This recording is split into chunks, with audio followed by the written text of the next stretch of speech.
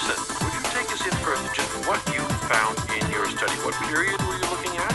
What did you find about American teens? So we were looking at the period between 2005 and 2014. And during that period, we found, as you indicated, there's been a rise or an increase in the proportion of adolescents who experience clinical depression, or what we call a major depression episode. An increase during that decade of around 30%, going from 8.7% to 11.3% of adolescents. And the increase, as you indicate, was particularly apparent among girls. And another key finding to emerge from the study is that only a minority of these young people with depression are receiving treatment, and that proportion hasn't changed. So we're not making progress in terms of getting these young people the care they need. Take us deeper into those numbers and the distinction between boys and girls. And some of the reports I'm seeing here, it looks quite remarkable how much more depression or how much more common depressive episodes are among young females than males.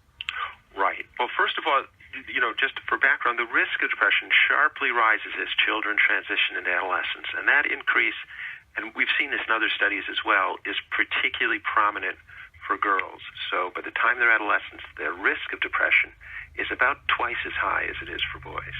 Give us the numbers. What percentage of boys did you find in this period facing or having experienced depression, and what percentage of girls? Well, it varies at different age groups, but it's about, as I mentioned, it's about twice as high in girls than boys. So it was around, depending upon the year, about 6% or so among boys, and in girls it went as high as 15 or 16%. This is the article from what the audio was just from.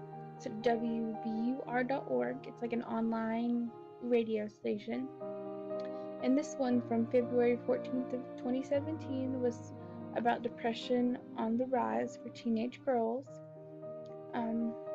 Dr. Olson is the one that spoke here. He's a professor of psychiatry at the Columbia University Medical Center. And more statistics from the actual radio broadcast was in 2005 to 2014, the rise in proportion of major depression episodes came from 8.7 in 2005 to 11.3% in 2014. And that was his statistics. And the risk of depression rises while adolescence appears. So like the age of adolescence, that's when this, like those 8.7 to 11.3%, that's when that comes up.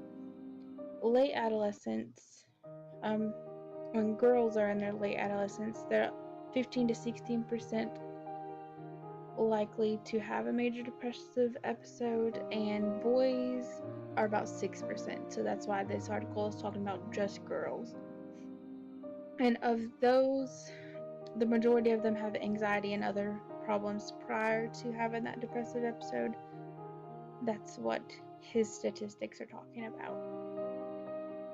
Okay, so I found a website to check his statistics on, and that was with the National Institute of Mental Health, and this was major depression among adolescents, and this was a 2015 study, so it was just 1 year later than his. But let's check what he said here. He said girl adolescents are 15 to 16% likely to have a major depression episode, and this says 19.5. And for the boys, he said 6%, and that's pretty close to what they said. So the girls, looks like it's gotten higher since 2014. But for the age range here, he said it had gone up to 11.3%. And of course, this doesn't include like the 10 to 19, like adolescence. That's the definition of adolescence, is 10 years old to 19 years old.